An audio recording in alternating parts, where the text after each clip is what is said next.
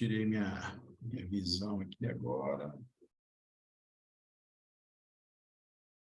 consigo me ver, mas tá bom. Bom, pessoal, boa noite a todos. A quem chegou, quem não chegou, boa noite. O tema hoje coube a mim falar sobre ortoceratologia, né, do Departamento de Cirurgia Refrativa e Lentes de Contato. Não é isso, doutor Reinaldo? Porque faz parte do arsenal Perfeito, terapêutico, perfeito. né, para Estamos juntos. alterações refratométricas. Né? Perfeito. Inclusive, tem essa possibilidade, depois eu tenho que saber como é que ficou lá, se essa nova fellow vai fazer conjunto com a lente de contato, né? Porque seria, para quem for fazer, vai ser um upgrade enorme. Vamos torcer que dê certo. Já tá. Independente disso, doutor Reinaldo, o fellow da refrativa pode ir acompanhar a lente de contato, independente de qualquer coisa. Supondo que amanhã ou depois tenha um fellow só de lente de contato, o fellow tem a obrigatoriedade de frequentar todos os dias e o da refrativa tem a opção de frequentar também, ok? Aí a mesma coisa, da lente de contato pode também frequentar a refrativa. Muito obrigado. Tamo junto aí. Então, vamos lá. O que é ortoceratologia? Então, a raiz etimológica da palavra vem do grego orto, né, que quer dizer alinhado, justo, direito, correto.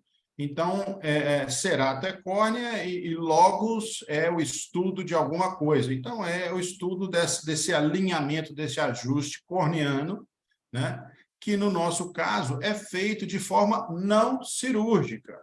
Né? A gente está num fellow de refrativo, que é através de laser, através de implantes de anéis, através de aplicação de luzes, de luz ultravioleta. Então, no caso da ortoceratologia, é um procedimento não cirúrgico.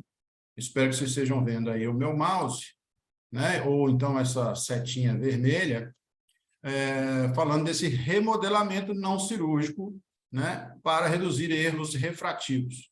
O mais comum é a miopia, mas já há outras alternativas. Acredito que talvez no Brasil ainda não. Então, nos primeiros estudos, já há mais de 50 anos, os médicos, os adaptadores, eles já tentavam essa técnica ou essa possibilidade com lentes comuns, que eram as lentes que existiam, que às vezes eram até lentes de vidro, né?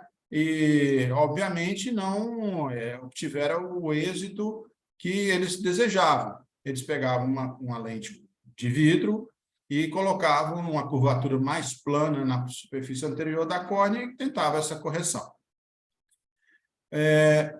Há relatos, inclusive na China, de que eles usavam, há muito tempo atrás, né, saquinhos de areia para tentar remodelar essa córnea. Não sei como é que eles faziam isso, se era sobre a pálpebra, se era direto na córnea, porque às vezes o chinês pode ter uma técnica diferente, né? Mas eu não sei como é que era, mas tem esse relato. Então, em 62, começou com esse George Jensen, que era um optometrista, né? E ele descreveu o efeito dessas lentes mais planas que a córnea. Em 71, uma fundação ocular já começou a dar forma, já começou a dar o termo, né? A organizar a questão de nomenclatura. Então, redução ou modificação com a eliminação de anomalias refrativas, pelo uso de lentes de contato. É mais ou menos o conceito que a gente tem hoje também. Mas, na década de 80, é que esse pessoal aqui, Vlodga e Stoyan, né, eles quebraram um paradigma quando eles pensaram e bolaram e conseguiram fazer a lente reversa, de geometria reversa. Aí eu volto aqui para cima na tela, que aliás, já em 1888, eu comi bola aqui porque eu achei que era 1988. Então, já tinha gente em 1888 usando as lentes de vidro, mais ou menos o que eu já tinha falado. Tá? Mas era em paciente com ceratocone. Então, veja bem, uma córnea frouxa, uma córnea que eles ainda não deviam ter a ideia do que acontecia, eles tentavam regularizá-la com lente de contato de vidro. Mas voltando aqui embaixo, então, em 1980, na década de 80, desenvolveram a curva reversa, e aí a coisa começou a melhorar. E mais ainda, com o advento de topografia, do topógrafo, os materiais de alto índice de transmissibilidade do oxigênio, e eu acho que sem os tornos computadorizados que existem hoje, que fazem praticamente qualquer tipo de formato de lentes, a coisa ia ficar ainda bastante arcaica, né? E a partir daí, então, a ortoceratologia foi evoluindo. Eu acho um conceito fenomenal e pouco utilizado. Eu confesso que eu acho que talvez as pessoas, por não saberem, ou alguma dificuldade técnica que acontece, mas a ideia é muito bacana, né? Ou então porque as pessoas preferem uma coisa mais permanente, de que elas têm a sensação de que não vão precisar nem dormir com uma lente. Tudo bem, apesar de usarem lentes gelatinosas ou lentes rígidas o dia inteiro para corrigir essas ametropias, né? Então, o desenho mudou e os materiais também mudaram e propiciou uma melhora e uma evolução disso aí. Então, está aqui o que é curva reversa, né? Ou geometria inversa. Muita gente acha que é essa curvinha aqui, ou essa curva base mais plana. Não é isso que é a geometria reversa. A geometria reversa acontece aqui, nesse cotovelo, nessa virada de curva, nessa desenho azulzinho aqui embaixo, onde eu estou passando o pointer, né? Onde acontece, onde está a geometria reversa. Inclusive, esse desenho azul aqui vem das instruções das lentes Rose-K PG, né? Que tem essa curvatura para tentar mimetizar uma córnea tratada pós-LASIK ou PRK. Então, você tem a zona de apoio, que é um raio de curvatura mais baixo, mais plano, né? Na verdade, o raio de curvatura mais alto, perdão, e dioptria mais baixa, na região central. Tem a região geométrica inversa, tem a curva de alinhamento ou de apoio intermediário e a curva periférica, como qualquer outra lente de contato. Nós vamos ver mais detalhes aqui, que eu tenho várias imagens de como que funciona isso. Bom, para que é, ou para quem que é a ortoceratologia? Então, é só a gente pensar que a gente acha. Imagina esse pessoal aqui que faz nado sincronizado, pessoal que faz rafting. Então, todos os esportes aquáticos em que a gente contraindica o uso com lente de contato em piscinas, em rios, em praia, são propensos candidatos à ortoceratologia, né? Policiais que têm que ter precisão de tiro ou que têm que ter uma liberdade, eu diria, para atuar com equipamentos ou sem equipamentos e não se... né, eles estão em batalha, tudo feito para batalha.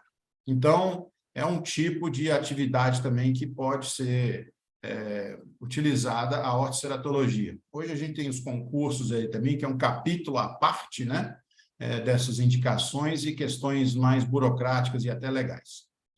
Bom, prática de esportes, especialmente aquáticos, alternativa a quem não deseja ou não pode fazer cirurgia refrativa, inclusive aquelas pessoas que têm medo de cirurgia, né? Crianças, jovens, né, que ainda não estabilizaram grau, pessoas que têm como atividade de trabalho, como fica aqui numa serraria, por exemplo, você imagina o pó que pode entrar debaixo de uma lente de contato, descartando aí, obviamente, as esclerais, porque aquilo fica um escudo, mas a ortoceratologia também seria uma opção para esses pacientes que trabalham em ambientes insalubres. Então, há uma série de coisas, e no finalzinho da apresentação, nós vamos colocar mais uns 2 casos que vai... né, uma coisa que me chamou bastante a atenção, que eu achei interessante. Então, são alternativas às lentes comuns, né, para quem não gosta, quem tem desconforto, para quem precisa ou quer uma outra opção de correção. E aqui embaixo tem o controle da miopia. É uma opção também. Hoje, me parece, eu tinha lido há um tempo atrás, que não era totalmente efetivo, eficaz no controle da miopia. Vou mostrar um artigo que já diz que é interessante e é possível. Como que funciona? Muito bem, um resumo. A lente tem uma superfície que ela é mais aplanada, ela fica mais próxima e alinhada com a córnea, e aquilo exerce uma pressão positiva sobre o epitélio. Aonde essa lente se afasta da córnea, ela exerce uma pressão negativa. E quando a gente pensa nisso, a gente começa a imaginar o que uma pressão positiva faz numa determinada superfície, que ela aperta, ela comprime, e o que a lente faz onde tem uma pressão negativa, que ela puxa, ela, né, deixa expandir. Então, essa diferença de pressão induz, então, esse movimento do conteúdo epitelial. A gente não aumenta o número de camadas de células, não. As células, essas camadas mantêm as mesmas, elas simplesmente hipertrofiam de uma maneira, porque há uma alteração, há uma mudança nas tight junctions das lentes devido a esses gradientes de pressão. Então, aqui, ó, nós temos aí a demonstração de como é que fica essa lente. Na parte central, nós temos a curva base bastante aplanada, né, e que causa, então, uma pressão positiva. Nessa área aqui onde está passando o meu cursor, aí, o meu pointer, é a curva reversa, é a zona de retorno, é aqui onde a gente vai ver, inclusive, uma fluoresceína acumulada, né? E isso, 360 graus, vai formar um arco, tipo em alvo, é onde está a pressão negativa. Aqui, mais um pouco em direção à periferia, nós temos a zona de apoio, né, externo, na córnea ainda, tá? E aqui, bem na periferia, com toda a lente de contato, uma zona um pouquinho mais elevada, que é a periferia da lente, e que tem que ter também um apoio adequado, né, para nada estar traumatizando, além do necessário, a córnea. Aqui, uma coisa importante, em algum momento eu acho que a gente vai falar sobre isso, mas esses locais aqui, na parte anterior da córnea, ou aqui onde há esse apoio, não quer dizer que eles estão isentos, eles estão herméticos e fechados, não. Existe uma troca lacrimal, ok? Aqui existe um clearance em torno de 10 micra, e aqui fica em torno de 5 micra, nessa região mais periférica. Essa é uma foto da lente, né? É o tipo, é assim que a gente vai enxergá-la. E aqui embaixo é uma foto que vai estar aqui permeando todos os nossos slides, para já estar subliminarmente impregnado no nosso cérebro, como é que é o padrão fluoresceínico que a gente vai querer, que a gente vai buscar.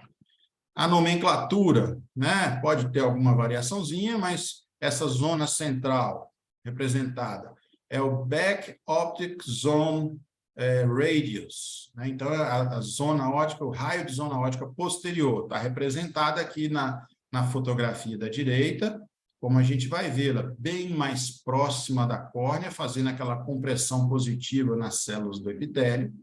Tem essa aí, linha intermediária, aqui, onde tem essa setinha que eu estou pegando aqui, ó, que é a curva reversa, que vai ter a área de retorno, que a gente fica vendo aqui, que forma o alvo, que é o que a gente tem que procurar na melhor adaptação. A curva de alinhamento ou a intermediária, que temos aqui, que a gente vê também antes da periferia, né, parecendo que está quase tocando a córnea, e a curva periférica, que é no milímetro final da lente de contato.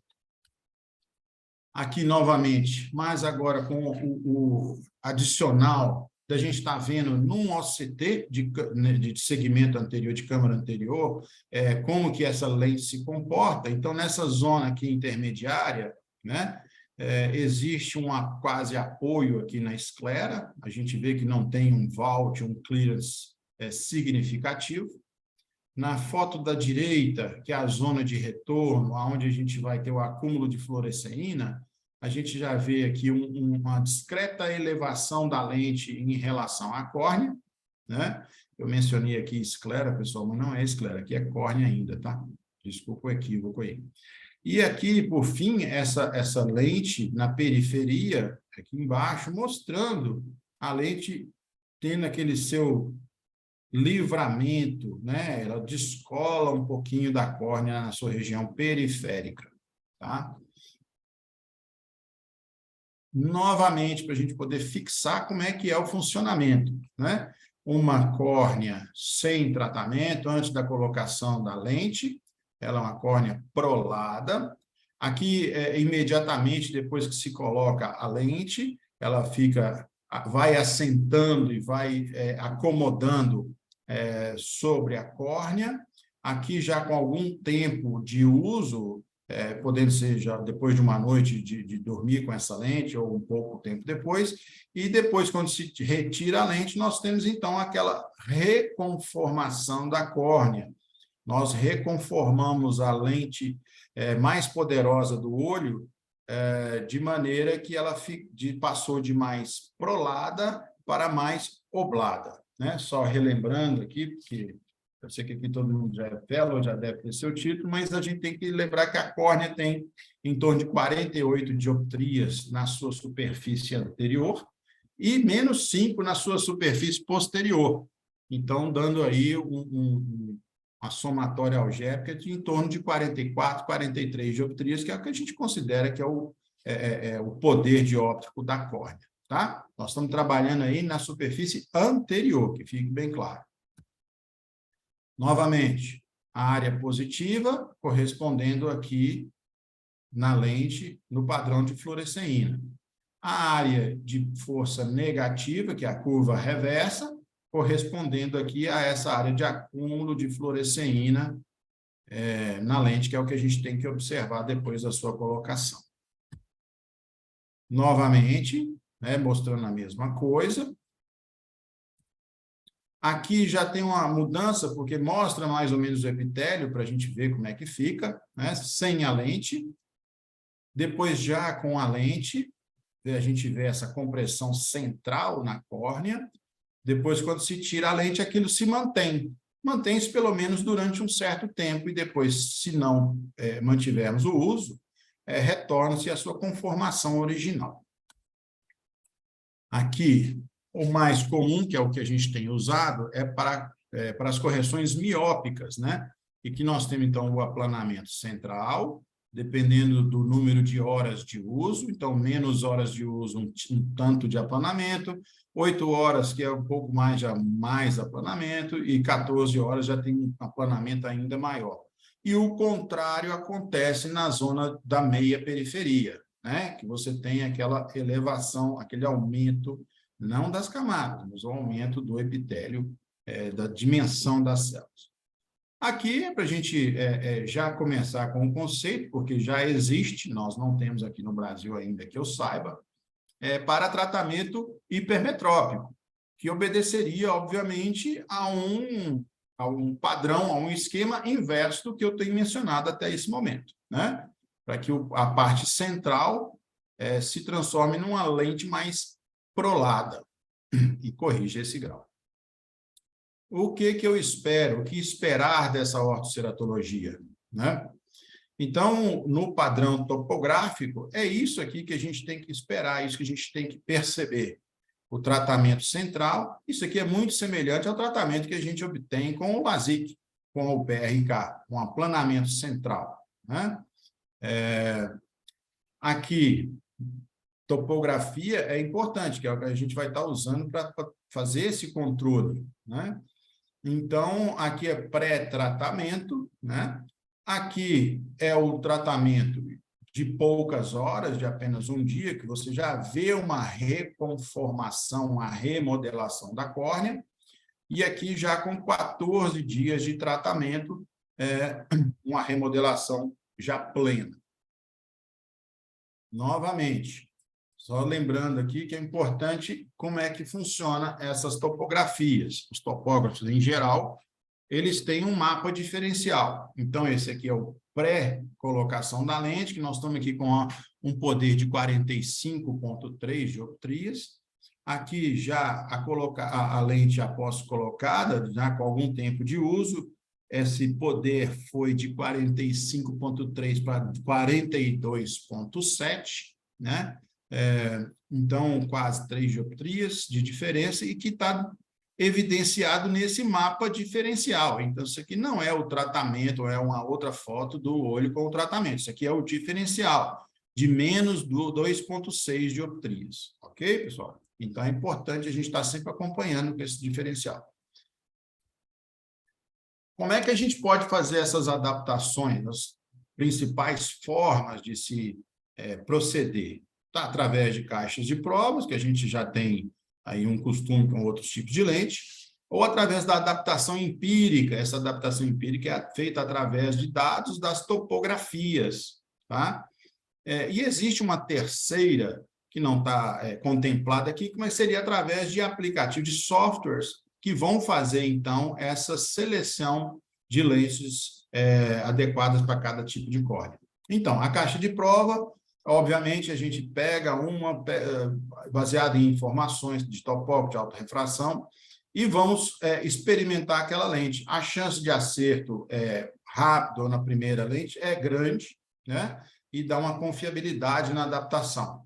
A adaptação empírica, ela é atraente porque ela é fácil, ela é rápida, não precisa de caixa de prova, né? Mas tem uma possibilidade maior de trocas, já que você não experimentou uma lente e determinou antecipadamente o padrão fluorescênico que vai apresentar aquela lente escolhida. Então, essa é a diferença. Tem vantagens e desvantagens. Alguns recursos adicionais, já antecipando, curva base tórica. A gente tem um limite de astigmatismo que essas lentes que a gente tem hoje conseguem transpor. As lentes que eu já testei até hoje são da CRX, da Optolentes, da Solótica, elas mencionam que até 1,25 de astigmatismo. Na preparação da aula, eu vi lentes com até 1,75 de astigmatismo, que elas conseguem compensar esse astigmatismo corneano. Existe também lentes que têm a compensação periférica tórica, conforme a gente já conhece em alguma, quem está vendo isso, as lentes Rosicata, você diminui o diâmetro de um dos eixos da lente, né? Desenhos para hipermetropia, eu já mencionei, para presbiopia, esse aqui me interessa muito, e para pós-cirurgia refrativa. Esse aqui eu não tive acesso a nenhuma informação sobre esses desenhos para pós-cirurgia refrativa. Então, são as novidades, coisas que tem, às vezes, em outros países, que aqui ainda não tem, mas que pode chegar. Muito bem. Então, a gente falou de algumas coisas, e uma coisa super importante hoje em dia, já que nós estamos aí numa epidemia, ou endemia da miopia, né? Estudos recentes, esse aqui é um estudo de 2018, em que confirma, através de uma análise de revisão de estudos, né? Que é efetivo, está amarelinho aqui, é efetivo na redução da progressão da miopia, ok? Então, já tem essas evidências. E a gente, então, vai mais ou menos tentar entender um pouco do que isso quer dizer e por que isso acontece. Então, aqui a gente tem um paciente míope sem correção, com o ponto focal acontecendo antes da retina, então esse defocus miópico em todo o processo, em todos os pontos, já com uma correção tradicional nessa fotografia, nesse desenho aqui do meio, em que a gente tem um foco, um ponto focal acontecendo realmente na fóvea, na mácula, outros pontos focais, que já que é uma lente esférica, que ela acontece também na periferia, só que o fato de ser uma lente comum, sem alterações, sem nuances que a gente está falando aqui, inclusive da otoceratologia, de asfericidade, etc., elas vão tentar fazer o foco no mesmo raio. Então, um foco ficou na fóvea, o outro não necessariamente, porque o nosso olho não é redondo. Então, ele tem aqui já um pouquinho de pegar, vamos dizer, na esclera. Esse outro eixo, esse outro foco, ele estaria atrás do olho, né, ou pós. Ele é um defocus hipermetrópico. O olho parece que entende essas coisas, aquele olho que tem a tendência ao desenvolvimento da miopia e à progressão da miopia, parece que entende que o olho, então, tem que continuar crescendo para tentar fazer o foco no lugar certo, né? Para trazer esse desfocus hipermetrópico para o lugar dele. Por isso que cresce o olho, né? Quando é uma miopia axial. No caso de uma correção que a gente está tentando fazer aqui, que está tentando mencionar, para o controle da miopia ou da progressão da miopia, um dos focos vai continuar acontecendo por essa refração central da córnea acontecer e ser programada para acontecer na fóvea. A parte mais periférica, ela não está programada para acontecer na fóvea, mas está programada para acontecer não de forma de defocus hipermetrópico, mas de defocus correto, né, ou até miópico, mas na periferia dentro do olho, e não como essa foto aqui. Então, dando a informação de que o olho não precisaria de continuar crescendo para poder manter o foco no lugar correto. Então, essa é a teoria. Só uma outra forma de exemplificar, que talvez fique mais... algumas pessoas podem gravar mais um desenho ou mais outro, né? Uma lente corretiva, seja por óculos ou uma lente de contato que viria aqui, ela tem um único foco e mantém o raio de curvatura desse foco. Então, ela continua com esse defocus hipermetrópico, como eu mencionei. E aqui, uma forma já pela ortoceratologia, que essa correção ela já acontece de forma diferenciada em cada local desses aqui da córnea, que foi remodelada, colocando, então, o foco no lugar correto, facilitaria, o que propiciaria essa redução da progressão miópica. Tá? Bom, e que mais? Então, aqui eu fiz alguns slides com o que mais, o what else, e tem outros. Para cada 0,1 ou 0,10 dioptrias de mudança na curva base, então, se eu tenho uma curva base de 8, eu passo para 8,1 ou para 7,9, eu tenho meia dioptria de mudança no poder da córnea. Isso é importante para algumas mudanças que a gente pode ter que fazer depois das adaptações iniciais e solicitar mudanças na lente, né? Tem uma outra correlação, que é 6 micra de aplanamento para gerar uma dioptria de correção miópica. Eu acho difícil a gente medir 6 micra, né, para poder fazer esse cálculo aqui. Então, essa primeira parte aqui fica mais fácil da gente internalizar. Importante, indivíduos mais velhos e graus mais altos de miopia levam mais tempo para atingir o resultado e a estabilidade. Córneas de jovens são mais maleáveis, mais flexíveis, e as córneas vão, né, ganhando as suas ligações covalentes mais firmes com a idade. Então, é óbvio, é natural que a gente tenha esse tempo maior em pessoas mais velhas. Importante, procure capturar o máximo possível de dados da córnea, já que a gente usa dados da topografia para poder fazer a escolha da lente. Quanto mais confiáveis e mais dados a gente tiver, se os CAS, né, a ceratometria da córnea, pela topografia, pelo autorrefrator, eles têm proximidade, quer dizer que nós temos dados mais confiáveis, né, para ter precisão.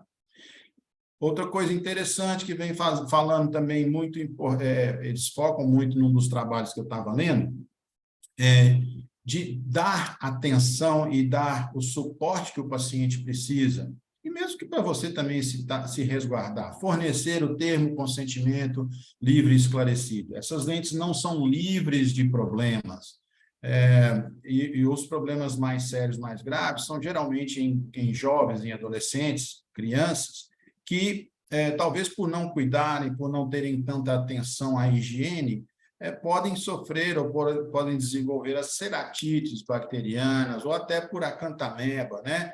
Então, isso é perigoso e tem que estar bem descrito e bem exposto para os pacientes e os pais, principalmente quando forem jovens. Ter instruções de uso e os cuidados, perguntas e respostas, são coisas que a gente deve estar atento e, se possível, ter ou pelo fabricante, muitos fabricantes já fornecem isso, mas se não fornecer, eu acho que a gente, na nossa clínica, no nosso consultório, deve ter. E eles sugerem também de oferecer ortoceratologia a todos os candidatos. Eu achei interessante, mas deixei aqui com uma reticências, porque pode ser interessante, mas nem para todo mundo, né? E que mais? É o que mais 2 agora. Para iniciantes. Gente, isso aqui que eu vou falar, a gente sempre falou isso quando a gente ia adaptar com os médicos, quando lançou a Rosicar, quando lançou a Escleral, que os médicos estavam acostumados e não queriam parar a sua rotina, mantinham o mesmo horário de atendimento, a mesma agenda de atendimento dos pacientes quando a gente estava lá tentando, né, passar uma informação, uma novidade. Para iniciantes, defina uma quantidade de tempo adequada na agenda. Não marque tantos pacientes. Separe um dia para você aprender quando chamar o representante, né, o consultor da empresa. Então, pode ser intervalo de 30 a 40 minutos, um tempo que seja suficiente para você coletar os dados relevantes. E olha o que está frisado aqui, sublinhado. Revisar as expectativas. Nós vamos estar trabalhando com muita gente jovem, muito paciente com miopia em evolução. Então, nós vamos estar falando com os pais, né? Então, é importante revisar as expectativas.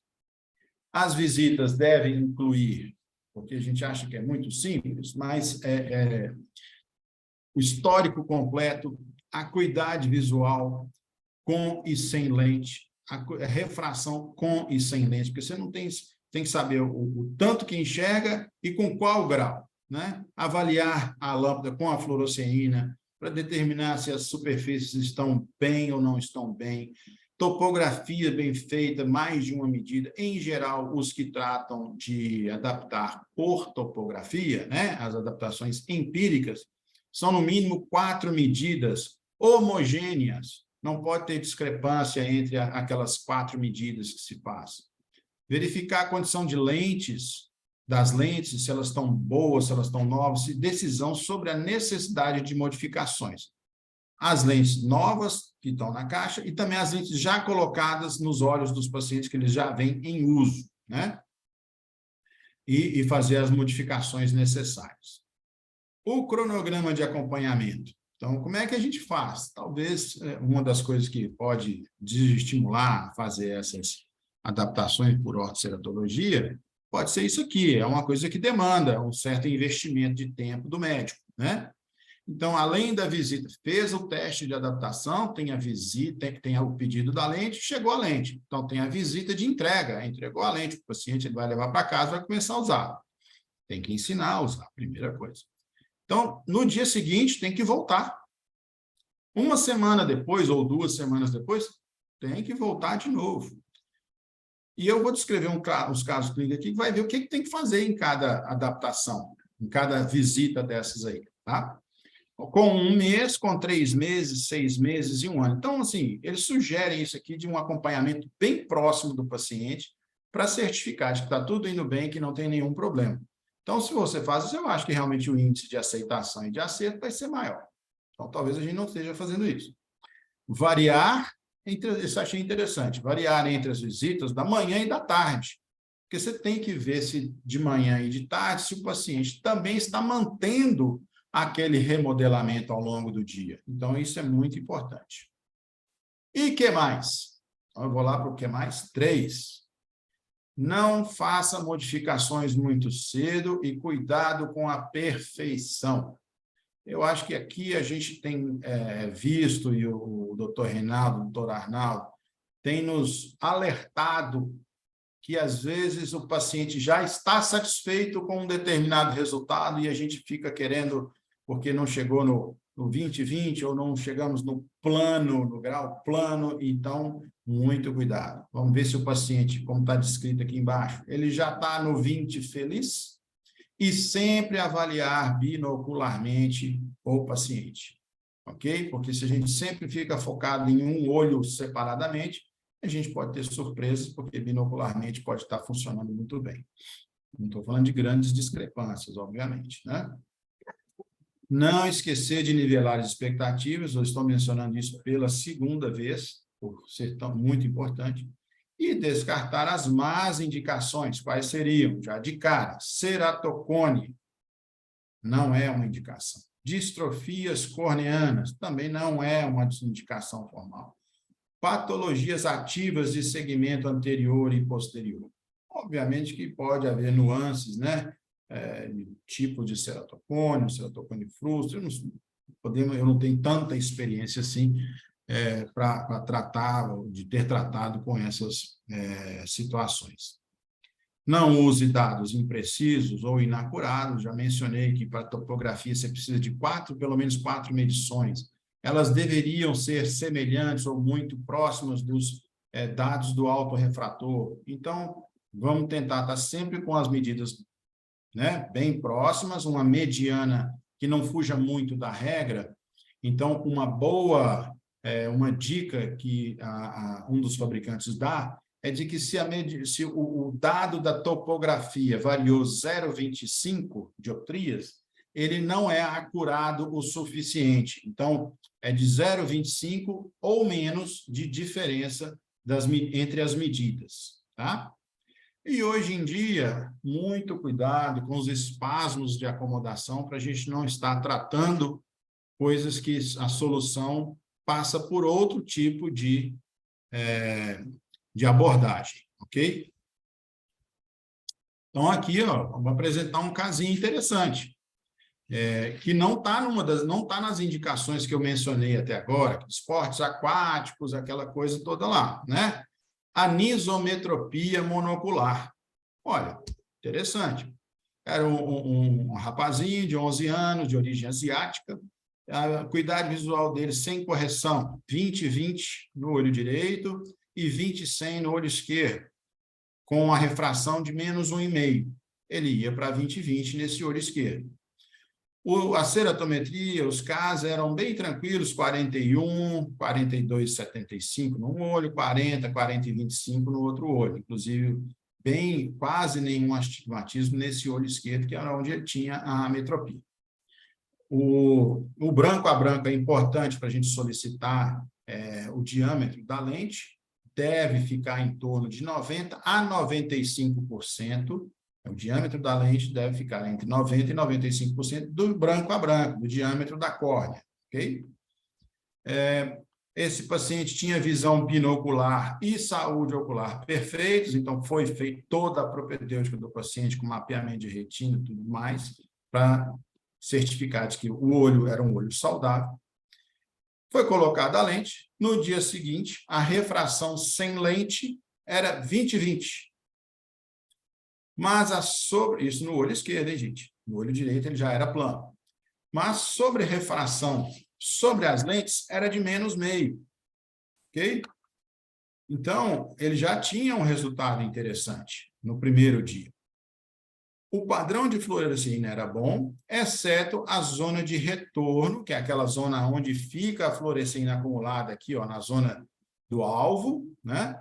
Que era um pouco irregular. Então, eu acho que por isso eles fizeram uma alteração na lente para poder também acomodar essa irregularidade e esse grau residual, certo? Foi pedida a nova lente, com ajuste na curva base, aplanaram 0,1 na curva base. Talvez não a primeira vez a gente não grave, né? Mas mais atrás eu mencionei que 0,1 na curva base muda meio grau na dioptria. Então, se eu estou com um residual miópico, eu tenho que achatar ainda mais essa córnea. Então, eu aumento no raio. Aumentei 0,1 na lente, eu vou reduzir no conteúdo miópico, ok? Então, o resultado dessa adaptação desse caso clínico, que a nova avaliação mostrou uma acuidade visual sem correção, certo? E uma sobre-refração com a lente de +0,5. Então, esse caso nos mostra que já estava bom, tinha uma irregularidade, mudou um pouco a lente, ficou melhor ainda. Não se preocupem, não se assustem com esse 0,5 positivo de sobre-refração que está aqui, porque a lente já tem esse grau, ela já vem com isso, inclusive quando você vai fazer a solicitação, você pode alterar isso, mas o padrão na solicitação, tem umas calculadoras, né, de pedido, já vem com esse meio grau, que é uma dioptria básica da lente. Muito bem. Esse é um caso simples de uma anisometropia, foi num olho só, o paciente ficou bem, e se ele ainda estivesse desenvolvendo ou progredindo na miopia, também estaria fazendo o controle dessa progressão. O outro caso é um caso talvez mais interessante, que eu realmente não teria pensado jamais nisso. Ortoceratologia, báscula em pós-LASIK em um presbítero jovem? Olha, então era uma mulher, uma moça, na minha opinião, de 45 anos, né? Já tinha realizado um LASIK miópico há 10 anos, não tem relato de qual era o grau, ela não sabia qual era o grau dela antes, e estava usando óculos para dirigir à noite. Não desejava lente de contato, nem um retratamento no LASIK dela, ok? Então, pensaram nessa báscula. Achei interessante. Acuidade visual sem correção 20/40 em ambos os olhos. Com correção de -1, em ambos os olhos, e adição de +1, ela ia para 20/20 J1. Ok? A dominância foi feita, a dominância do olho direito dela. Então, se a gente vai fazer uma ortoceratologia, é o olho que nós vamos fazer, é o olho direito, que é o dominante. Os casos eram muito tranquilos, né, muito próximos, sem astigmatismos exagerados. Lembrando que a fabricante brasileira é de 1,25, né, de cilindro de 1,25, já tendo mencionado até 1,75. E essa aqui era a topografia com o padrão miópico dela, de correção. Tanto esse da esquerda aqui é o olho esquerdo, e esse aqui é o olho direito. Então, isso aqui é pré-tratamento, ela ainda não tinha colocado a lente, mas a gente observa que o padrão do LASIK é parecido com o padrão que se espera na ortoceratologia.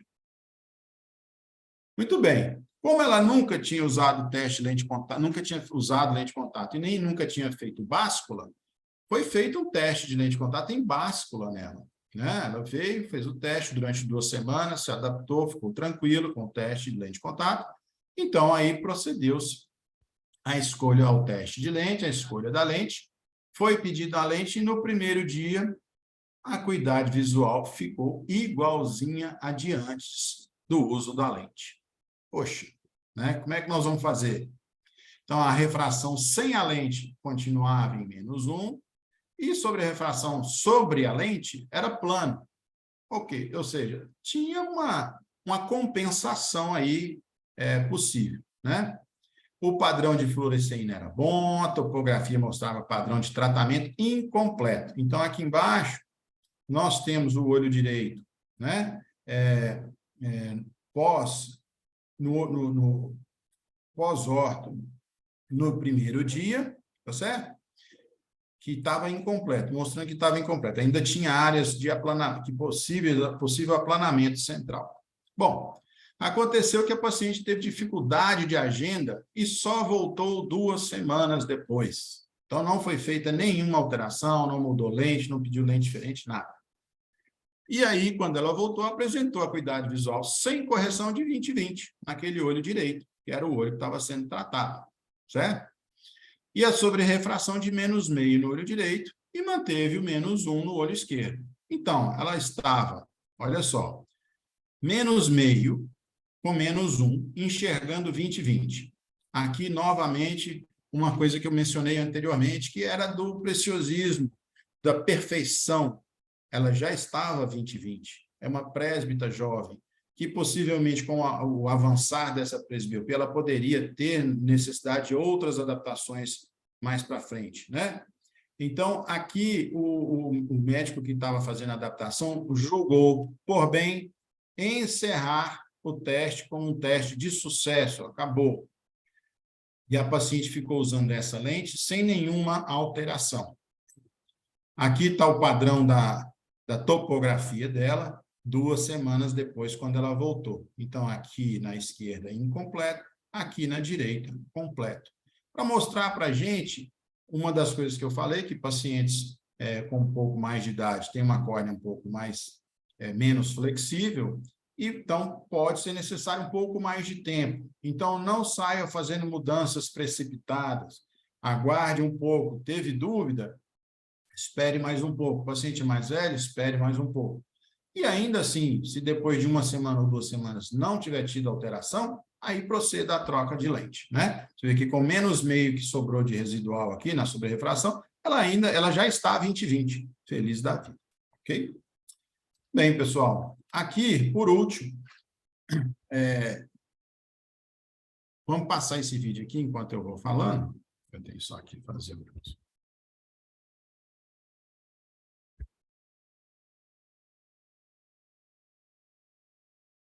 Aí essa criança, né? Eu escolhi esse vídeo porque já mostra que a gente não tem que ter preconceitos e não tem que ter limitações na nossa concepção. Então, esse jovem aí, o pai está lá ajudando, está mandando uma mensagenzinha para o médico, o Dr. Kramer, e está limpando a lente, é uma limpezinha bem, né, bem rápida, coisas que podem ser melhoradas.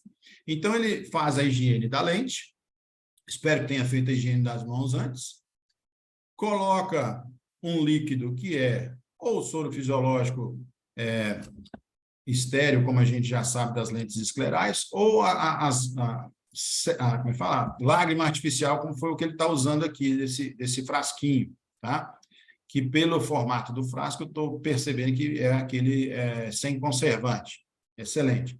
Então, essa lente, a gente não tinha falado, mas ela tem que ser colocada com líquido. Não funciona exatamente como uma lente escleral, tá, pessoal? É diferente. E uma coisa que eu queria chamar a atenção para vocês, da crença limitante, repara que esse jovenzinho aqui, o pai dele colocou a lente na mão esquerda dele. Ele está colocando com a mão esquerda no olho direito. Olha a capacidade dessa criança. Colocou a lente, olhando no espelhinho, tranquilo. Ele ainda vai fechar o olhinho, ainda vai jogar a cabecinha para trás, como se estivesse ali, né, ajustando a lente no lugar.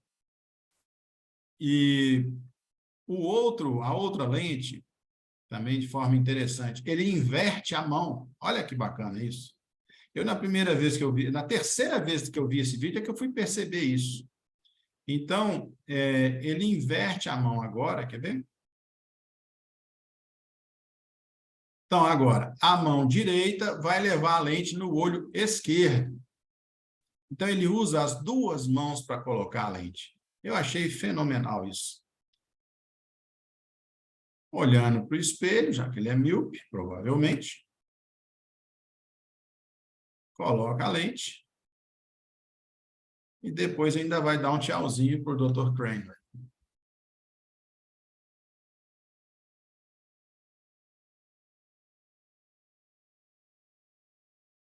Dar um tchauzinho para o Dr. Kramer.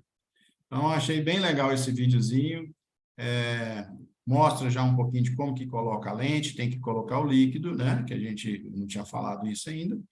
E de crença limitante, que às vezes, mas será que um paciente jovem vai conseguir usar? Tá aí um exemplo. Nem todos vão, mas alguns vão. Tá aqui algumas menções de referências que eu usei, e estamos aí abertos a tentar responder alguma questão, né? Fico aí à disposição para tentar responder. Só pode perguntar o que eu saiba responder, tá, gente?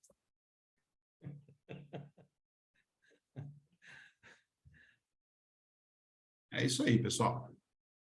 Parabéns. Perfeito, Cláudio, excelente. A sua didática me lembrou... Você sabe que a orceratologia foi lançada pela Medpacos há uns 20 anos atrás, num evento lá num hotel na Costa do Sauípe, e eu tive o privilégio de ter sido convidado e fui lá para apresentar. Acho que o Lucas se lembra disso também. Você lembra, Lucas? Teve uma apresentação, quando a Medpacos lançou a lente de orceratologia no Brasil, em parceria com a Medmonte, eles fizeram um evento lá na Costa do Sauípe, durante o Congresso Brasileiro de Oftalmologia, e foi um evento bastante interessante. E um profissional que foi convidado para poder fazer a apresentação das lentes de ortoceratologia foi o professor Orestes Miralha, que deu, por sinal, uma aula excelente de iniciação e dos fundamentos de otoceratologia. E a sua didática me lembrou muito a didática do Orestes, ou seja, a sua aula me fez lembrar da aula do Orestes há 20 anos atrás. E realmente é bastante interessante esse nicho de mercado aí para a otoceratologia. Como você já comentou anteriormente, existe um nicho de mercado interessante naqueles pacientes que não podem ou não querem ser submetidos à cirurgia refrativa a laser e gostariam de ter a sua ametropia corrigida. Um dos mercados mais interessantes é aquele, muitas vezes, paciente adolescente ou adulto jovem que quer ingressar na carreira militar, seja na aeronáutica ou na polícia militar, e agulhas negras, etc., e que não pode ser míope e que não pode ter sido submetido à cirurgia refrativa com o uso de mixerato e flap. Então, esse nicho de mercado ele é bastante interessante e eu conheço vários casos, inclusive de pacientes adaptados pelo Orestes, de pacientes que queriam ingressar na carreira militar e foram auxiliados por essa técnica que realmente pode ajudar esse segmento de pacientes. Okay? Na época que a otoceratologia foi lançada pela Medifax, o Reinaldo deve se lembrar disso, nós ficamos muito empolgados, eu diria, toda a diretoria do Ocular Laser ficou muito empolgada com a otoceratologia, e nós adquirimos, na época, o topógrafo Medmonte. Só poderia, o único topógrafo que era homologado lá pela Medifax para que a gente pudesse fazer os testes e os controles, era o topógrafo Medmonte. Então, na época, nós compramos um topógrafo Medmonte lá para o Ocular Laser, compramos 2 caixas de prova das lentes de otoceratologia, que eu nem sei onde que elas estão, se elas ainda estão disponíveis lá na Ocular Laser. Talvez o Lucas saiba o paradeiro delas. E durante algum tempo nós trabalhamos com essas lentes e eu tive uns 2 pacientes lá que fui orientado pelo Orestes na época, e esses pacientes, na época, o resultado foi bastante satisfatório. Agora, a otoceratologia é um procedimento que tem que ser feito para o resto da vida, ou seja, aquele paciente que não quer usar lente de contato ou óculos, ou não pode usar lente de contato ou óculos durante o dia, e que tem que realmente usar aquela lente durante o período noturno. Então, realmente não é para qualquer um. Eu, por exemplo, usei lente de contato durante, sei lá, 30 e tantos anos, e nunca tolerei usar lente durante a noite. Eu sempre achei extremamente desconfortável usar uma lente de apoio corneano durante o período noturno. Mas é o tal negócio, cada paciente é de um jeito. Então, realmente, existem pacientes que podem se beneficiar muito dessa técnica. E eu fico feliz de saber que existem ainda alguns profissionais em Minas, como você, como não sei se o Lucas ainda continua trabalhando, com os Godinho lá, que ainda trabalham na área de otoceratologia. Me parece que o Orestes, não sei se ele ainda continua trabalhando com isso, o Reinaldo também tem uma certa experiência. Eu gostaria de ouvir a opinião aí do Reinaldo, do Lucas, sobre os pacientes que têm sido submetidos à técnica de otoceratologia na clínica deles. Ok? Você está online, Lucas? A lente era a Be Free, não era, doutor Arnaldo? A Be Free, exatamente. Essa lente chamava Be Free, era uma tecnologia diferente. O topógrafo era um topógrafo australiano, e realmente era uma lente revolucionária na época. Eu tenho até hoje na clínica lá uns folders de otoceratologia, e eventualmente aparece um ou outro paciente lá querendo ser submetido à técnica. Como eu não tenho a caixa de prova mais lá na clínica, eu normalmente encaminho esses pacientes para o Orestes ou lá para os Godinho. Okay? A Medifacus, a título de informação, a Medifacus está desenvolvendo essa lente novamente, baseada em topografia, mas não mais só no topógrafo Medmonte, que não teve distribuidor adequado, passou para um, passou para outro e não foi para frente, né? Mas para adaptar de forma empírica, né? Uma daquelas formas que eu mencionei. Eles têm outras prioridades, mas eu estou querendo fazer um trabalho nisso lá no departamento, ou que não seja no departamento das ciências médicas, mas aonde puder, de fazer um trabalho com eles, não só para ajudá-los a desenvolver, porque eu acho a tecnologia legal e interessante, a proposta, mas para também desenvolver os nossos fellows, os nossos residentes, né? Porque eu acho que se a Com gente certeza. dissemina essa técnica, eu acho que isso pode popularizar um pouco mais. Então, fica aí já para a gente poder fazer um trabalho, tá, pessoal? Na realidade, Cláudia, lá na clínica de olhos e no departamento de cirurgia refrativa, ceratocone, eu e o Lucas, a gente sempre tem enfatizado com os nossos fellows que a caixa de ferramentas do cirurgião refrativo tem que ter várias outras opções, além de cirurgia refrativa a laser. Então, adaptação de lente de contato, de apoio corneano, apoio escleral, ortoceratologia, uma refração bem feita, o implante de segmento de anel, crosslinking, ou seja, existem várias maneiras que a gente pode resolver o problema dos nossos pacientes que não passa exatamente por cirurgia refrativa a laser. E a gente enfatiza que nós temos que ver qual que é a melhor opção para o paciente, não para a gente. Mesmo que a gente adore fazer cirurgia refrativa, existem alguns segmentos de pacientes que vão se beneficiar muito mais de uma lente de ortoceratologia do que propriamente de uma cirurgia refrativa. Ok? Reinaldo, Lucas. Eu vou aproveitar aqui que eu gostaria não só de fazer comentários, mas eu gostaria de perguntar realmente algumas coisas, porque a minha experiência em lente de ortoceratologia é mínima, mínima do mínimo. Então, primeiro, assim, respondendo ao Arnaldo, as duas caixas de lente, caixa de prova que tinha na ocular laser, eu cheguei a ver essas caixas lá num aqueles armários da sala da gerência, e isso já faz muito tempo. Então, e outra coisa também, né? Eu vi essas caixas lá na época que tinha o topógrafo Medimonte lá. E depois nunca mais vi. Então, não faço ideia se está guardado, onde está guardado lá. Esse topógrafo ainda existe? Pois é, a Ocular Laser vendeu o Medimonte que tinha lá. A gente tinha um Medimonte lá, ele foi vendido. Nas trocas de equipamento lá, ele foi vendido, sabe?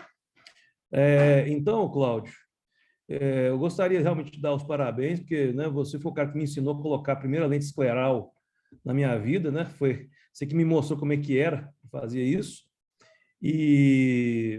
Mas realmente eu tenho a seguinte pergunta. Por exemplo, então o paciente está lá no processo de adaptação. Você escolheu uma lente que seria a lente desejável, o paciente levou para casa, dormiu com a lente e vai voltar ali no dia seguinte, né, para você ver qual a mudança que o paciente teve com a lente que ele dormiu. Então, independente se é a primeira lente, se é a primeira noite, ou se você já está num estágio mais avançado de acompanhamento, eu, de bom senso, acredito que não seria um horário adequado pedir ao paciente para voltar na primeira hora do consultório, né? Porque se o paciente acabou de tirar ali a lente, e você marca para ir um retorno às 8h30, esse paciente deve ter uma córnea diferente se você marcar o retorno meio-dia ou se marcar o retorno por volta das 4, 5 horas da tarde, né? Querendo saber, assim, às 5 horas da tarde, o paciente já vai chegar na noite, já está chegando próximo da hora dele colocar de novo a lente, para que o efeito se mantenha. Então, qual será a acuidade visual desse paciente por volta dessa hora do final da tarde? A acuidade visual já está desejável, está boa? Então, aí você vai sobre-refratar e tudo mais? Então, a primeira pergunta é essa. Você quer responder antes de eu fazer as outras duas? Deixa eu tentar responder, Lucas. Dos slides até menciona que é importante você fazer as visitas em horários diferentes para poder verificar a manutenção daquele remodelamento. Na primeira consulta, obviamente, você ainda não obteve esse remodelamento em sua plenitude. Então, o melhor para mim seria de manhã, para você ver logo depois que retirou a lente, para você verificar padrões. Não necessariamente para ver está muito errado, está mais ou menos errado, ou está certo, deixa correr essa lente. Então, o padrão de fluoresceína, para ver se teve descentramento superior, descentramento inferior, e também afirmando aqui, antes de continuar na resposta, a minha experiência também é muito pequena. Nós fizemos lá nas ciências médicas uns testes que o fabricante levou, então não é uma experiência grande, não. Muito pelo contrário também, tá? Me colocando no meu patamar de conhecimento. Mas, então, você faz para ver esses padrões, se eles estão adequados ou se já demanda fazer uma substituição, uma solicitação diferente de padrão de lente, de apoio, de distribuição de fluoresceína, é isso aí. Mas, em torno de 40%, 50%, até 50% do poder dióptrico, você já obtém na primeira noite. Ok. Então, aí vem a segunda pergunta. Se você fornece a lente da caixa de prova, né, que o paciente vai levar essa lente, ele passar a primeira noite ali e tudo mais, ou mesmo que o paciente já tenha a lente dele, né? A minha pergunta é a seguinte: o paciente está lá, ele chegou 8 horas da noite, vai pôr a lente dele para dormir, e aí no meio da madrugada ele precisa levantar, precisa ler alguma informação no telefone, ou precisa sair dirigindo. A lente que ele está usando, quando ele está no olho, essa lente dá visão para ele à noite? Ou a lente fica com a visão ruim, né? Enquanto você está lá fazendo o teste, você está sobre-refratando sobre a lente, o paciente aceita mais meio, menos meio, ou seja, o programa da lente preconiza que enquanto ela está causando um aplanamento na córnea e a superfície anterior dela, enquanto está no olho, é programado para o paciente poder enxergar se ele precisar acordar de noite? Positivo. A pergunta é excelente. Sim, ela tem, inclusive, ela tem grau. A lente tem grau. Ok. Como ela a córnea está remodelando, você não consegue aquela visão perfeita, mas sim te dá a condição de fazer acordar de noite, tomar uma água, ir no banheiro, tá? Dirigir, eu não tenho essa experiência para te falar, né? Preciso pegar um carro e dirigir com uma lente de ortoceratologia. Mas como ela tem grau, ela já te ajuda bastante também. Ok, porque assim, a informações, vamos supor que o cara é um médico, eu tenho uma colega, formou comigo da minha turma, cardiologista, e ela hoje tem a minha idade, tem 50 anos, 50 e poucos anos. Então, se ela precisar, ela é cardiologista, se ela precisar acordar no meio da noite, ela tem a orientação assim, de tirar a lente e usar a córnea modificada já para sair de casa de madrugada, ou ela sairia com a lente, né? Essa foi uma dúvida que eu sempre tive, nunca consegui perguntar isso antes. Mas não tem problema, sair com a lente. Não tenho todas as respostas nesse quesito aí, não, mas ela pode, inclusive, voltar a usar a correção dela, que vai ajudar de alguma maneira, porque nós estamos corrigindo aquele primeiro dia só assim, até 50%. Tá. A terceira pergunta, o paciente já... Doutor Reinaldo, acho que está querendo falar alguma coisa. Só que o microfone dele está desligado. O microfone está para cima lá, ó. Aí. Desculpa. Aí. Desculpa. É o seguinte, sim, já dá uma melhora significativa, dependendo de qual que é a miopia que a pessoa tem previamente. Se a pessoa tem uma miopia baixa, ela já tem uma visão muito boa nos primeiros dias. E ela não tem condições mais de usar o óculos que usava. Ela tem uma miopia aí abaixo de 5, 4 dioptrias, se ela colocar o óculos, ela vai enxergar pior do que se ela estiver sem nada. Então, ela vai estar numa situação que ela vai preferir ficar com a lente do que tirar a lente e colocar o seu óculos ou a sua lente de contato que ela usava antes do tratamento. Ok, beleza. Como a lente hoje ela consegue corrigir até -8, então, falando de uma miopia mais alta, talvez o óculos dela na primeira noite ainda vai ajudar. Tá certo. E aí a terceira pergunta é o seguinte: o paciente já é usuário, ele tem a lente dele, está completando um ano de uso, né? E a gente, em todas as outras lentes, a gente fala assim, paciente, quando der na hora de fazer uma nova consulta, tire as suas lentes 48 horas antes, para a gente rever o seu exame oftalmológico, medir a sua córnea, medir a ceratometria da sua córnea, ver se a lente de apoio corneano vai ter que mudar a curvatura, porque a sua córnea pode ter uma curvatura diferente e tal. Então, a gente pede para o paciente para tirar. No caso do paciente da ortoceratologia, ele já está usando, a lente já está dando muito certo, né?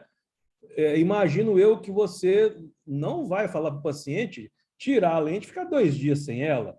Você vai rever como está o grau do paciente, se o paciente às vezes está com grau a mais ou a menos, utilizando a própria curvatura já determinada que esse paciente já tem, ou você começa o teste tudo do zero de novo? Como é que funciona isso? Eu não tenho esse paciente ainda, tá? Mas eu vou responder dentro de uma lógica que me parece razoável. Uma das coisas que a gente tem que estar é acompanhando o paciente, igual eu coloquei lá no slide. Primeiro dia, segunda semana, 1 mês, 3 meses, 6 meses, 1 ano. Na minha concepção, depois desse 1 ano, é um contínuo de avaliação da mesma córnea, a não ser que esteja havendo progressão. E você faz sempre a sobre-refração com a lente e sem a lente. Então, se você não está mais conseguindo manter a correção com aquela lente, muito provavelmente você vai precisar de mudar. Aí talvez você possa pedir para ficar 15 dias, porque tem gente que consegue ficar até 3 dias, até onde eu sei, 3 dias sem a lente e ainda manter a correção. Deixa eu ver. Ô, Lucas, deixa eu te dar uma informação que eu tenho vários pacientes onde já estão fazendo reposição de lente, que já estão usando há vários anos. Ok. Então, acho que é isso que você está querendo saber. Muito bem. Veja bem, quando um paciente já faz uso da lente e você percebe que a lente não está em bom estado, a lente já está precisando trocar mesmo, porque ela já não está independente da visão, você peça o paciente para voltar primeiro para me ver, fazer uma topografia sem a lente de contato, para a gente ver como é que está o padrão da córnea.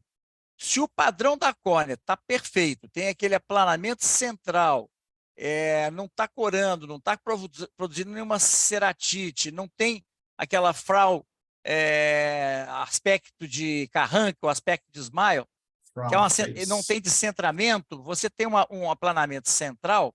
Então, o que você vai fazer se o paciente reclamar da visão é você fazer outra lente com a mesma curvatura, porque está te dando um bom padrão, e você pede para alterar apenas o grau. Ok, beleza. Muito bom. Okay? Você não tem necessidade de mexer, porque o objetivo da lente foi atingido, conseguiu o aplanamento de forma corregular. Só que você vai ter que mexer no grau dessa lente para que ela possa ter um efeito adicional. Muito boa pergunta, Lucas. Excelente pergunta. Você não precisa repetir os testes todos, não. Agora, você tem que fazer esse exame do paciente à tarde. Você falou muito bem. O exame desse paciente, depois que você já tem algumas noites de uso, é importante você avaliar esse paciente no final da tarde, porque ali é onde o paciente começa a ter perda de efeito. E à noite, principalmente com a midríase noturna, o efeito da miopia noturna agrava mais a piora da visão. Então, você tem que ver esse paciente à noite, depois, quando você está pensando em fazer a revisão da lente, a troca da lente, para você ver se é necessário alguma sobre-refração. Muito obrigado. Show de bola. Isso aí. Alô? Ô, Cláudio, eu queria fazer algumas observações. Sua aula foi muito completa, mas eu vou tentar fazer algumas colocações que não foram abordadas, apesar de sua aula ter sido muito completa. Lembrando o seguinte, que essa lente de ortoceratologia é uma lente corneana. Apesar de ter um diâmetro maior, é uma lente corneana, e o Cláudio falou muito bem. Você tem que ter um clearance, você tem que ter pelo menos meio milímetro do limbo. Essa lente não pode tocar o limbo. E é muito importante que tenha aquele acúmulo de fluoresceína na região da borda, que a gente chama de curva periférica, que aquilo dá um conforto muito grande para o paciente. A lente não pode deixar de ter curva periférica. Agora, o diâmetro da lente também pode ser alterado. Você pode pedir um diâmetro diferente de acordo com o diâmetro da córnea do paciente. Assim como a zona óptica da lente também pode ser alterada. Qual que é o problema dessa lente à noite? Não é que ela não corrija, é que o paciente às vezes tem muito halo. E o halo é a principal queixa desses pacientes. Porque você vai ter uma córnea aplanada e na meia periferia uma córnea não plana. Então, você vai ter um halo do mesmo jeito que a gente tem quando você faz um excimer laser com uma zona óptica pequena. Então, o que você faz? O princípio é o mesmo. você pede ao laboratório para aumentar a zona óptica da lente. Então, você consegue diminuir os halos. Se o paciente, o problema dele não é halo, mas é uma hipocorreção, você também pode aumentar o efeito da lente reduzindo a zona óptica. Isso também é possível, você alterar, a lente permite isso. A Outra coisa zona que eu achei... padrão é de 6 milímetros, né, professor? 6 milímetros, exatamente. Mas você pode aumentar se precisar ou diminuir. Outra coisa também que eu acho que é muito importante é o seguinte, quando você só deve mexer na curva base da lente, primeiro é o seguinte, se ela tiver um bom padrão. Se tiver um padrão inadequado, estiver descentrando, você já tem que trocar a curva base. A lente plana, ela sobe. A lente apertada, ela desce. Então, isso vai dar um aspecto ou em Frau, ou em Carranca, ou em Smile. Então, você tem que aplanar a lente se ela estiver descendo, se tiver um descentramento inferior, ou encurvar a lente se ela estiver subindo e tiver um descentramento superior. Isso você faz depois que você já colocou uma noite, por exemplo, você já tem condições de ver o padrão. Agora, você só vai mexer, se o padrão for bom, você só vai mexer na curva depois que em topografias sucessivas não houver mais mudança porque a topografia pode ir alterando com dias até 15 dias. Então, enquanto você tiver um aplanamento, por mais discreto que seja, você não deve mexer na curva base, porque pequenas variações na curva base, o Claudio citou isso muito, tem uma alteração significativa no efeito da ortocirurgia, né? Coisa também que eu gostaria de contradizer que é o seguinte, eu não acho ortoceratologia um bom negócio. Eu tenho muitos pacientes de ortoceratologia.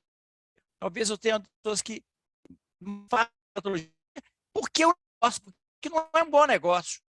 Eu não faço porque eu acho que seja um bom negócio. Pelo contrário, é um péssimo negócio. Se a gente volta no consultório, dezenas de vezes, não é dezenas de vezes ao longo de um ano. Então, nas primeiras, todo dia, de manhã, eu peço para voltar à tarde. São topografias, dezenas de topografias, até eu ter um padrão que seja satisfatório. Isso, do ponto de vista de negócio, é muito ruim. Mas a gente faz a medicina para entregar o melhor para o paciente. Então, a gente tem que ter essa ferramenta, não seja um bom negócio. Tá? São lentes muito caras, são lentes que você pega a lente da caixa de prova sua e dá para o paciente corre o risco do paciente quebrar a lente, e o paciente não se sente na obrigação de pagar aquela lente. Não deu certo, essa lente até quebrou, até perdi a lente, tudo, mas não deu certo, não. E é por isso mesmo, você vai comprar outra lente para pôr na sua caixa de prova. Então, é uma coisa assim que eu uso mais ortoceratologia para controle de miopia progressiva em crianças e jovens do que como alternativa à cirurgia refrativa. E funciona e é uma ótima alternativa e tem um efeito potencializador da atropina. Ou seja, não é atropina ou ortoceratologia, pode ser atropina mais ortoceratologia. Então, às vezes, você não consegue satisfatório com a atropina, aumenta a concentração e, às vezes, ainda não é suficiente. Eu estou lá, essas últimas que eu dei, uma médica no estudante de medicina, ela está aumentando por ano, documentado. E já com uma miopia muito alta, ela está com 8 dioptrias de miopia. E ela está no limite da correção da ortoceratologia. Ela é feita porque ela tem uma sobre -1. Ela consegue a vida praticamente normal e usa um óculos para dirigir. Muito satisfeito. Total. De cilindro e parcialmente foi corrigido também. Mas ela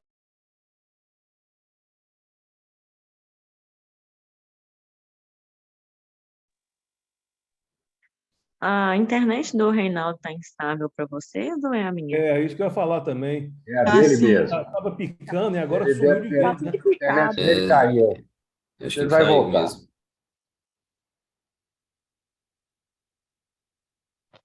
Não, eu até saí do Wi-Fi da minha casa, pus aqui no 3G aqui no celular, achando que era do Já ia meus. fazer a mesma coisa, Silvio. Porque eu estou num sítio aqui em Montes Só Claros. Eu falei, só pode ser aqui o problema, né? a conexão deve ter sido em casa, não? Reinaldo, a sua conexão está muito instável. É, Você podia ficar mais perto do roteador aí, por favor. vou te lá. Cláudio, mais uma coisa que eu vou comentar, coisa horrível, mas que eu já fiz e amanhã eu vou comentar alguns casos para vocês. Inclusive, ceratocone. Ceratocone é uma contraindicação se incipiente, um cone leve, com uma boa acuidade visual corrigida com óculos, você pode sim ter bons resultados com a ortoceratologia e eu vou mostrar casos amanhã, tá bom?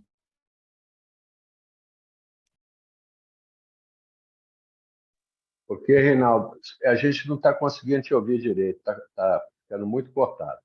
Mas certamente amanhã nós vamos conseguir ver bons casos aí e certamente amanhã a internet já vai ter melhorado. Pessoal, alguém Doutor, gostaria de Não, fazer alguma pergunta para o eu tenho, Cláudio? doutor, eu tenho vontade, eu estou querendo falar uma pergunta, fazer uma Então pergunta. vai lá, Silvia. Vamos em frente. É porque é o seguinte, eu tenho feito a minha formação num caminho como uma pessoa que seja, vai soar um pouco estranho isso que eu vou falar, porque não existe esse termo, né, atualmente, mas foi a ideia que eu tive no final do meu fellow de retina. Eu tenho seguido o meu caminho para me tornar uma oftalmologista especialista em miopia, sabe? Então, eu fiz retina, né, para lidar com descolamento de retina, pacientes automíopes, com degenerações periféricas. Estou fazendo uma refrativa para poder lidar, né, com pacientes que têm a miopia e querem corrigir a sua miopia.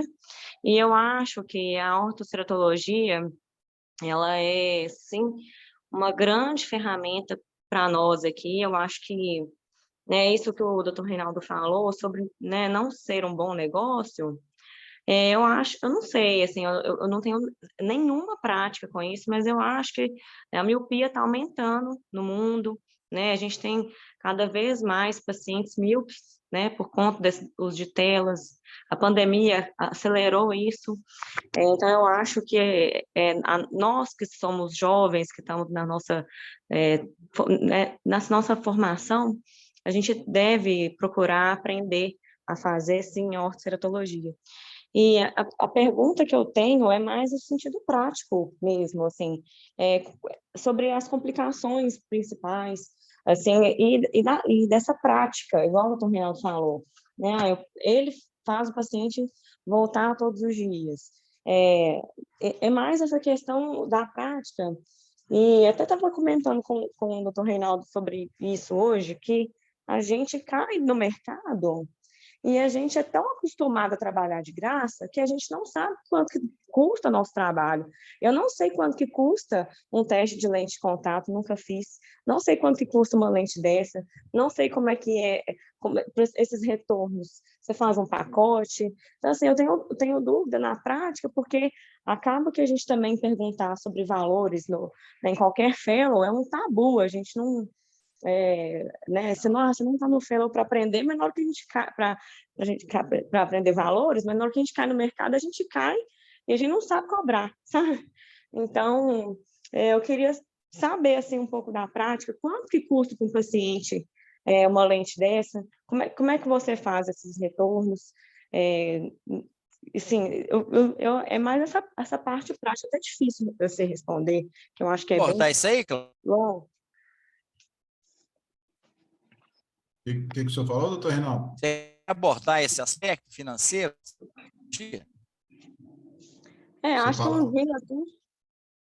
Podemos fazer. Ô, Silvia, vou te falar uma coisa. Você sabe da minha história e eu me encaixo no que você está falando também, tá certo? às vezes a gente não sabe cobrar e às vezes a gente não consegue cobrar. O paciente também é um pouco esperto, ele é bem esperto. Ele já fala que não tem dinheiro e pronto. Então, passa para você a responsabilidade de dar o desconto ou de fazer de graça. Então, é uma coisa de foro íntimo também, porque a insegurança, às vezes, faz com que você fale assim, nossa, eu prefiro até atender de graça, já que eu vou estar aprendendo, que eu vou estar conhecendo, e não cobrar. Mas, se você já teve algum contato com alguém da Prudential, você vai saber o valor da sua formação, né? Eu que sou pai, a pessoa da Prudential te dá até depressão quando você escuta uma pessoa da Prudential falando o que você ainda vai gastar na sua vida. Foi aí que ele me fez ver também o tanto que eu já gastei, que meu pai gastou comigo, e que isso tem valor. Então, a gente não pode, para começar a conversa, achar que a gente tem que fazer de graça. Mas é um mindset que você tem que ir mudando aos poucos. Você tem tempo ainda de aprender melhor do que eu. Você é mais jovem, então... Acho que a Silvia está querendo números. Então, eu vou te dizer o seguinte, Silvia, antes de você falar em números, você tem que mudar a abordagem. Você começou da pior forma possível. Quanto que custa essa lente? Na verdade, o que nós temos que sempre ter claro é o seguinte, primeiro que não pode vender lente.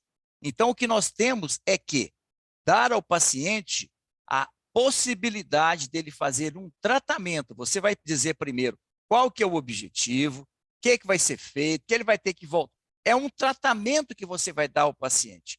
E esse tratamento, na sua clínica, você tem uma clínica onde você tem que treinar alguém para dar preço. Você não tem que dar preço, o médico não tem que dar preço. Primeiro que a gente não sabe, e a gente se deixa levar muitas vezes pelo emocional, e a gente acaba fazendo algo que não é do ponto de vista prático correto. Correto para nós, às vezes nós somos injustos conosco mesmo. Cláudio acabou de falar do custo da nossa formação. É muito caro. Alguém está pagando isso.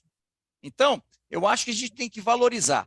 Mas como a gente não tem uma boa formação, nós não temos um MBA como tem o Cláudio, então a gente tem que se cercar de pessoas que tenham essa competência. Então, vocês têm que treinar no seu serviço, no seu consultório, que seja uma secretária, mas essa secretária tem que ser treinada. E se você não sabe como treiná-la, existem os próprios laboratórios, eles podem te ajudar a treinar uma pessoa, não só do ponto de vista de técnica de colocar lente, mas também de como cobrar. Então, você tem que treinar alguém para isso. E nunca falar em preço de lente. Quanto que custa essa lente, doutor? Não, essa lente não é vendida. Essa lente é fornecida como parte de um tratamento que você vai fazer, onde serão dezenas de exames que serão feitos, muitas vezes você vai ter que voltar. Tudo isso está incluído nesse tratamento, inclusive as lentes. Então, mas quanto que custa? Você vai conversar com a minha administradora, você vai conversar com a minha secretária, vai te passar todas as informações. E aí você passa para alguém fazer esse trabalho. Não se desgaste, porque nós somos o elo frágil dessa luta de força. O paciente fica ali, muitas vezes ele tem condições de comprar bens materiais, mas ele não tem condições, não dá conta de pagar pela sua saúde. Então, não entra nesse jogo, não, porque esse jogo a gente entra para perder. Entendeu? E eu tenho comigo o seguinte, eu posso falar de cadeira, a gente sendo mais velho é muito fácil, porque a gente já passou por tudo isso. Então, eu posso falar com vocês o seguinte, quando um paciente põe muita dificuldade, porque não tem condições realmente, eu oriento a minha secretária, ela vai fazer isso, não sou eu. Ela vai virar e falar assim, geralmente é mãe, e eu estou tratando de criança, de jovem. Eu falo assim, o doutor Reinaldo não vai cobrar os honorários, mas é ela que vai falar. E vocês vão pagar a despesa na clínica, vocês vão pagar lá na clínica. Eu já cansei de fazer isso, porque eu recebo muito paciente que não tem condições de pagar. Entendeu? Então, o que que acontece? Eu faço o tratamento, o paciente não tem condições. Agora, eu me permito fazer isso na altura do campeonato. Eu não estou dizendo que você tenha que fazer isso, você que está começando. Tá certo? Agora, existe, por exemplo, lá no IOCM, nós temos lá hoje o departamento de lentes de contato, que nós estamos tentando ver se a gente consegue uma parceria com o laboratório, a coisa está caminhando, para que sejam fornecidas as lentes. Então, quer dizer, dentro de algum tempo, talvez a gente tenha um local para a gente poder mandar esses pacientes que têm indicação médica da ortoceratologia para fazer um tratamento pelo SUS. Então, esse seria o melhor dos mundos. Eu prefiro mandar um paciente que não tem condições de arcar com o tratamento para fazer pelo serviço público do que eu fazer sem cobrar. Porque acaba o seguinte, uma vez que você não cobra, esse paciente acaba que fica seu... É como se você tivesse adotado aquela criança. E ela não desgruda do seu o resto da vida. Vira adulto e continua lá. Não, doutor Reinaldo, não cobre de mim, não. Vira como se fosse uma obrigação. Então, a gente tem que tomar cuidado, porque senão você fica refém do paciente. O paciente não fica constrangido de voltar e falar que o doutor não cobra. A gente fica constrangido de cobrar, mas eles não ficam constrangidos de dizer que não vai pagar. Entendeu? Então, treine alguém, que é a melhor forma. Entendeu? Felizmente, eu tenho uma pessoa lá que faz isso, eu nem tenho... Ó, e se você perguntar para mim hoje, quanto custa uma lente de ortoceratologia, eu não sei, honestamente. Quanto que você cobra? Eu não sei também, não. Eu não sei quanto que eu cobro hoje uma cirurgia laser, um anel com fento. Porque isso entra num bololô de coisa lá que eu não sei. Eu, assim, isoladamente, eu não sei. Eu posso saber. Se eu quiser, eu pergunto lá amanhã e te passo esses números. Eu acho que você está querendo. Eu te passo esses números. Mas, assim, eu aqui agora, eu não sei. Porque, não sei. Não é porque eu não sei mesmo, é porque eu não sou muito, talvez, organizado nesse aspecto. Mas, se você quiser, eu te passo todas essas informações, quanto que é cobrado o tratamento de ortoceratologia, de fentolaser, fentolasic, anel, tudo. Entendeu? Não tem menor prurido com isso, não. E serve de base. Agora, lembrando que nós estamos no mercado. E o mercado você tem que ter um preço que esteja dentro de uma média de mercado. Porque você não tenha dúvida. O paciente gosta muito de você, mas ele vai fazer uns 2 ou 3 ou 4 orçamentos. Então, se você estiver muito fora, dificilmente esse paciente vai fazer. A menos que ele tenha uma relação extremamente forte com você. A gente também não pode também achar que, pelo fato de ser experiente ou alguma coisa, você pode sair do mercado, porque tem muita gente experiente no mercado. Eu falo isso também porque, por exemplo, esses dias eu tenho uma amiga minha, ela está grávida do segundo filho dela, ela está tentando um concurso da polícia, ela tem 3 graus de miopia, ela está grávida, ela não pode fazer refrativa, e ela, o concurso pede 20/40, ela ficou, eu preciso fazer, o que eu tenho que fazer para conseguir passar sem correção? Eu falei, tem a ortoceratologia, que é uma possibilidade. Ela perguntou, quanto custa esse tratamento? Eu não tinha nem ideia, assim, entendeu? Então, é mais uma coisa porque a gente não como não é uma coisa da nossa prática, da minha rotina e tudo, mas eu acho que é importante a gente saber, mas, assim, a gente sabe, e outra coisa, você falou hoje com a gente lá no bloco, né, de um dia a gente conversar sobre a trajetória, né, dos fellows que você já teve, das pessoas, porque, igual, eu sinto, assim, um pouco que a gente, depois que sai do fellow, a gente cai no mundo e a gente fica meio um pouco perdida, assim, sabe?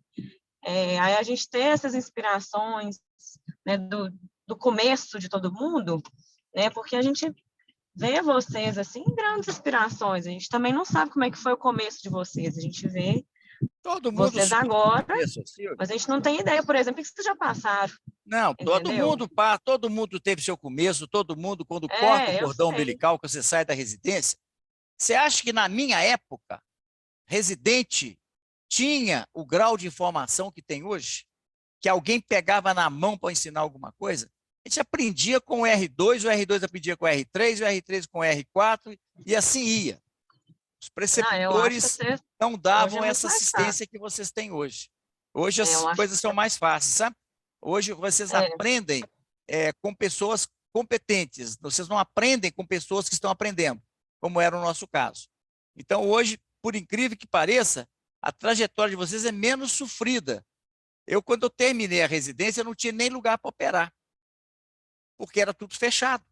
Só tinha Santa Casa, São Geraldo, fechado.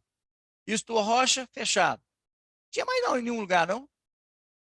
Tá certo? Então, eu tive que, na época, montar um bloco cirúrgico se eu quisesse operar a catarata, senão não tinha onde operar. Simples assim. Então, não era as coisas... A gente, às vezes, vê uma pessoa depois que já trilhou um caminho, a gente não tem ideia das pedras, do buraco que a gente já caiu. Já tropeçou muito também, já teve muita... Mas hoje a gente está facilitando a vida de vocês. Vocês não têm... O começo de vocês hoje não é tão sofrido, porque vocês têm uma formação muito melhor do que nós tivemos quando nós formamos. Você não tem a dúvida disso. Não, okay? Eu não tenho dúvida nenhuma. Agora, é lógico, uma hora corta, o cordão umbilical corta, né? E isso sempre é meio, assim, vamos dizer, eu não vou dizer trágico, mas é meio traumatizante, né? Essa perda dessa ligação próxima. Mas uma hora vocês vão bater asa e a gente está formando vocês para que vocês tenham essa autonomia. A gente não quer ninguém preso a nós, ninguém dependente de nós. Nós queremos que vocês tenham asas e tenham horizontes abertos para vocês percorrerem. E quanto mais sucesso vocês tiverem, mais felizes nós ficaremos por ter feito parte dessa sua história. Tá bom? Gente, eu acho que já está passando a hora. 9 horas já. Alguém quer fazer mais algum comentário, alguma pergunta, doutor Cláudio? Professor Reinaldo, boa noite, tudo bem? A Natália. Parabéns, Natália. A Natália hoje brilhou lá. Não, Foi. Não, a Letícia que brilhou. Não, Letícia. Foi a Letícia, brilhou lá.